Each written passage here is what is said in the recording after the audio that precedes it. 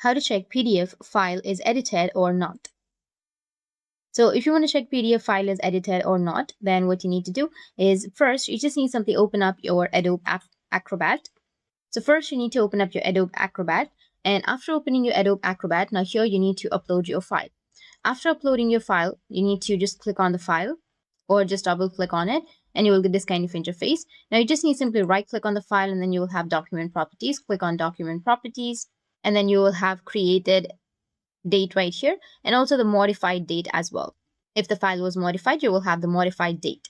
Or if you don't have anything here, like if you don't have modified option here, then you can just simply go back, remove it, and then you need to just go and select any other file, right click on it, and then you will find an option of properties. You need to go with show more options and then go with properties, and under properties you will have the created option and then the modified section. So from here you'll be able to see if it was modified or not.